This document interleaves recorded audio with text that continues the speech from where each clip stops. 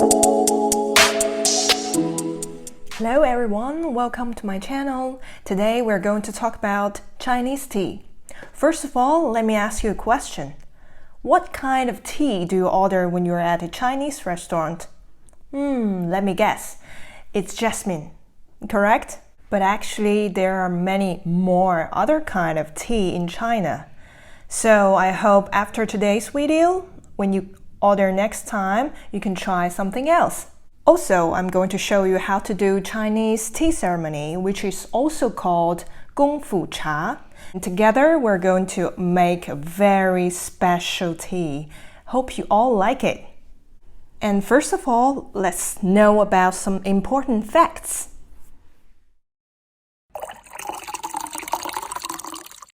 Tea has about 3,000-year history in China. According to a survey in 2018, tea is the second most consumed beverage in China. So tea is always a very good option as gift when you visit Chinese friend. Similar to coffee shops in Western countries, tea house in China is a place for socializing with friends. Younger generation prefer modern style tea house, while older generation prefer traditional style where you can also enjoy some shows. When you visit Beijing, I highly recommend you to visit Laoshe's tea house. There you can not only enjoy the tea, but also enjoy some shows, such as Peking opera. Here is a great example.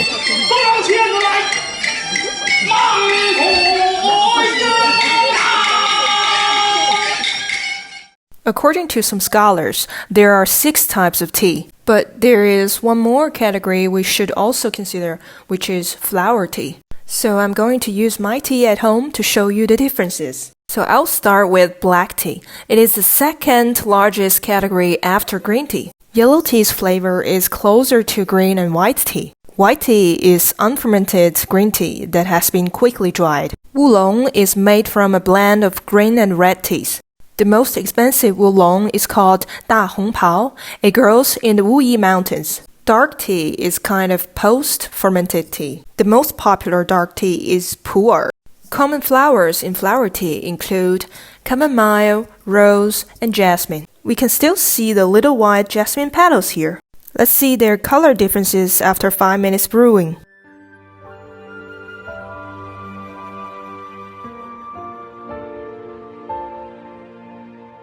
Chinese people think a tea set is very important for a good cup of tea.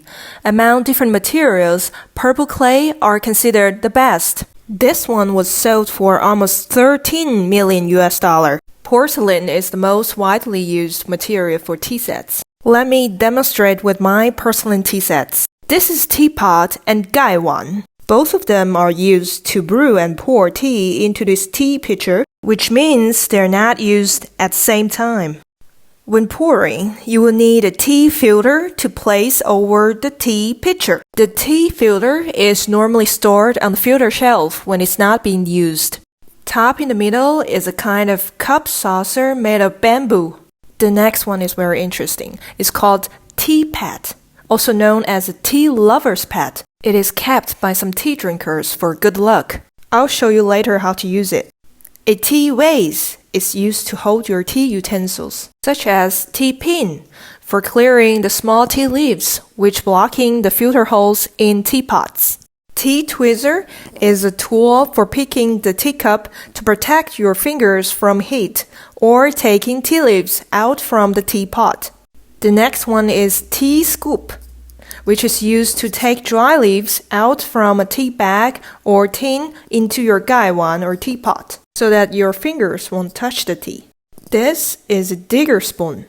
It is used to transfer tea leaves from the tea holder to your teapot or your gaiwan. We use tea brush to clean the teapot and tea pad. It is usually very soft so that it won't damage the pot. Last but not least is this little guy right there. It's a tea funnel. It is used to direct the flow of tea into teapot, like this. Apart from those, you may also need a tea towel to clean up any spills. Okay, so now we're ready to move forward. To begin the tea ceremony, let's prepare the tea pads first. We pour some hot water onto these tea pads and then put them immediately into cold water. We will come back to our tea pads later. The Chinese tea ceremony is also known as Gong tea, which means making tea with effort. To make Gong cha, we will need a gaiwan and a pitcher, and of course filter and our tea. So I'm going to show you how to brew Mandarin orange Pu'er tea with a gaiwan. Xinhui mandarin oranges pair with Yunnan Pu'er, which combines the fresh fruity aroma and the mellow taste of Pu'er tea, forming a very unique taste and flavor. We all believe that the same tea with different brewing method may have different taste. So, how to brew this little tea ball? Most of the mandarin orange Pu'er tea will have a layer of wrapping paper outside, which can not only preserve its fragrance, but also protect them from collisions during transportation. Then we use a tea needle to poke 4 holes evenly around the tea ball, and be careful not to let the tea leak out. Well, I don't have a professional Pu'er tea needle at home, so I will use this one. It's a barbecue skewer.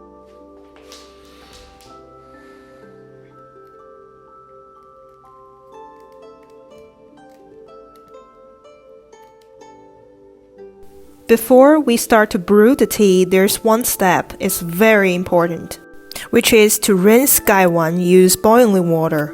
This is the similar concept as when we drink white wine, we tend to use chilled glass.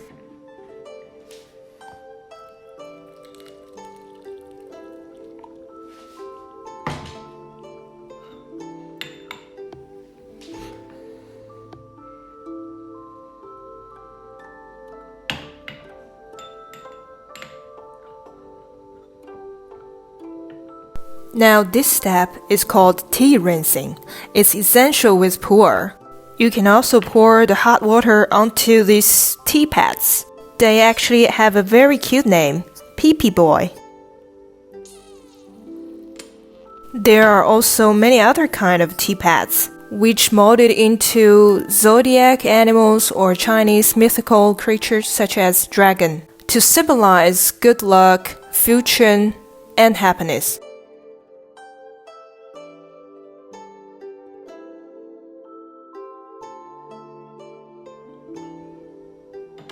Now we pour water directly into the middle of the mandarin orange.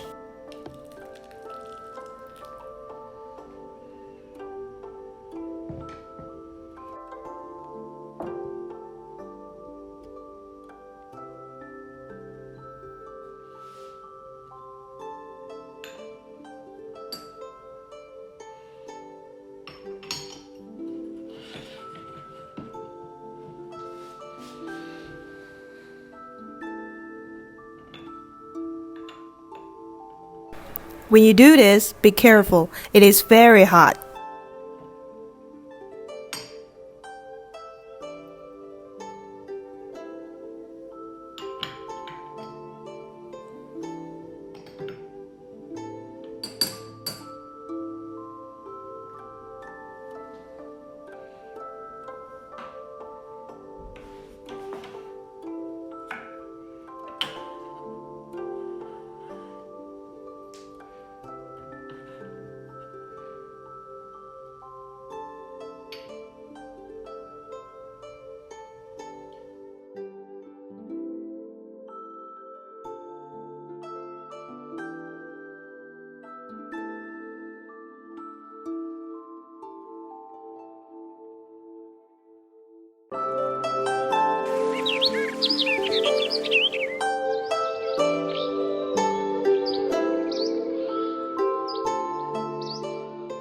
So what I just showed you today is pretty much everything you need to know about Chinese tea. If you like topics about China, such as Chinese culture, food, or economics, please subscribe me. I know it's still a new channel, there are not so many videos yet, but I will try my best to release new video every week. Your support is appreciated. Thank you. So, bye now!